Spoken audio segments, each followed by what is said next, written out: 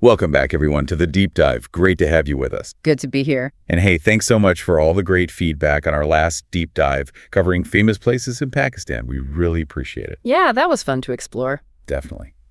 So today, we're kind of shifting gears, putting on our virtual hiking boots, you could say. Yeah. We're heading into something even more adventurous. Exactly. Pakistan's world-renowned treks for the real adventure seekers out there.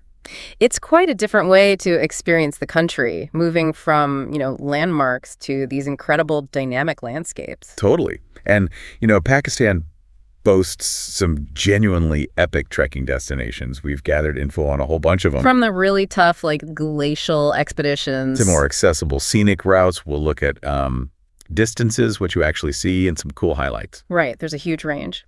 Something for pretty much everyone who loves the outdoors, from hardcore mountaineers to, people just wanting amazing views. Okay, let's jump right in. First up, the big one, K2 Base Camp.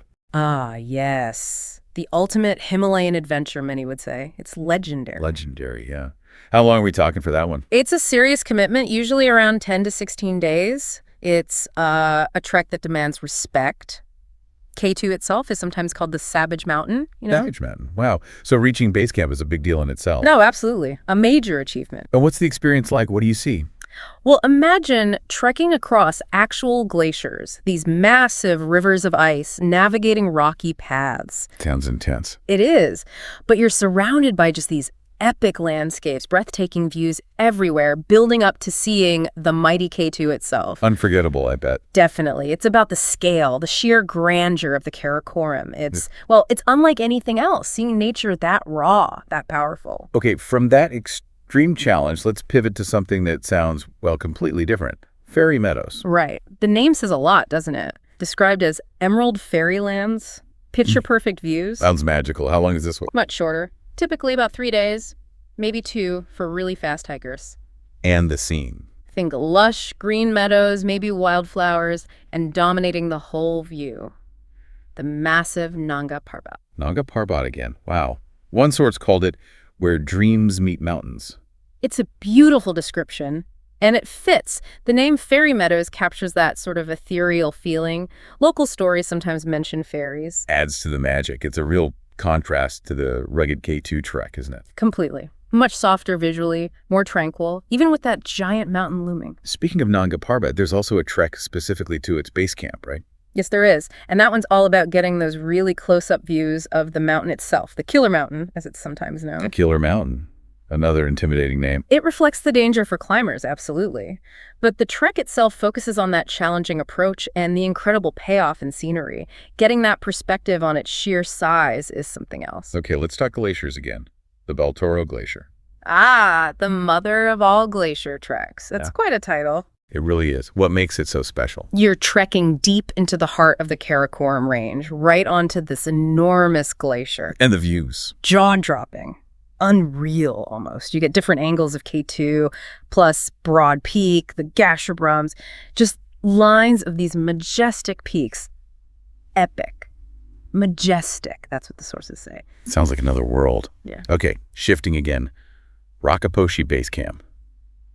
This one sounds a bit different. Yeah, it's often mentioned as being relatively less demanding. Still incredibly rewarding, though. Good option for maybe experiencing the Karakoram without the extreme high-altitude stuff. Exactly. You still get that magic, that beauty, but maybe it's a bit more accessible for more people. And the highlight is Rakaposhi itself. Definitely. It has this stunning, almost perfect pyramid shape that just dominates the view. It really stands out, combined with the nature around it.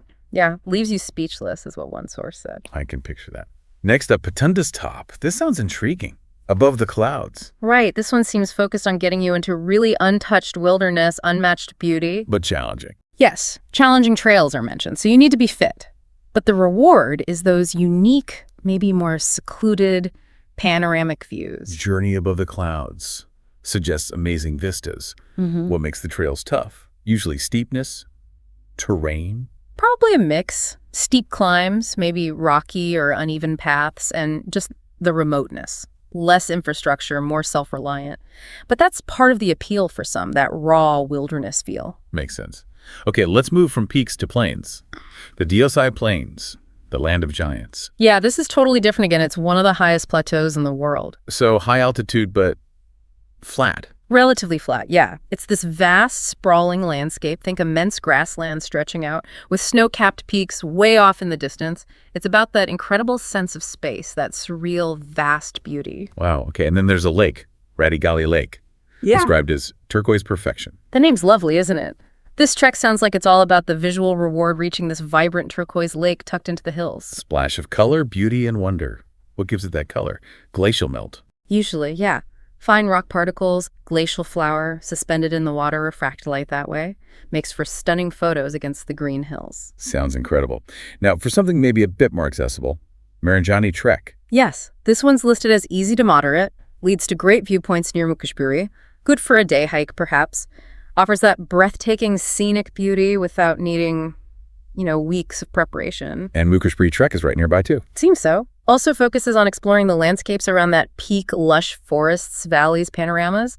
Again, likely more accessible. Okay, then another lake, Ansu Lake, the Teardrop Lake. Right, the shape is the key thing here. It actually looks like a teardrop from certain viewpoints. Nestled among peaks, pristine waters. Yeah. A real natural wonder. Cool. How about Siripe Meadows? Sounds peaceful. Hidden paradise. Yeah, that description suggests tranquility, maybe fewer crowds. Seems like a less challenging option. Great for just soaking in serene nature off the beaten path a bit. Nice.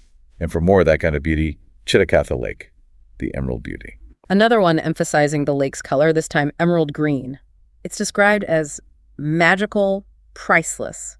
Moderately challenging, apparently, but the view is the big reward. Sounds worth it.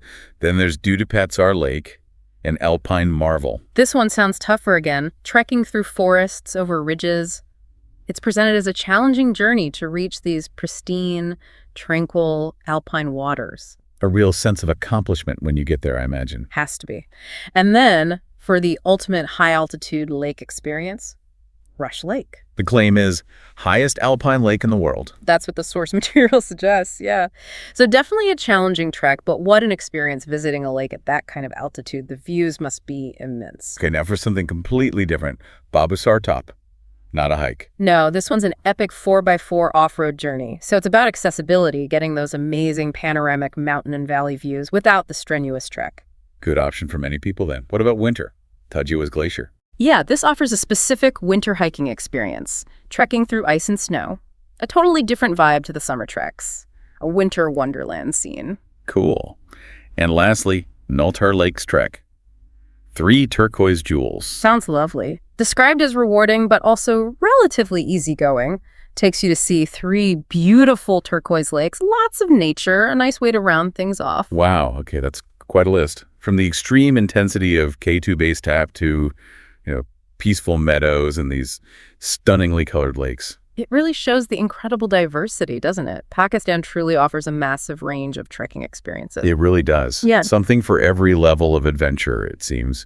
We really hope this overview has maybe sparked some interest, give you some ideas for a future adventure. Yeah, whether you're dreaming of conquering K2 or just enjoying a beautiful walk to a viewpoint, it's clear these mountains are a special place for explorers. So we'd love to know which of these treks caught your eye, or maybe you've done some trekking yourself in Pakistan or elsewhere. Yeah, tell us about it. Drop your thoughts and experiences in the comments below. We always enjoy reading them. Absolutely.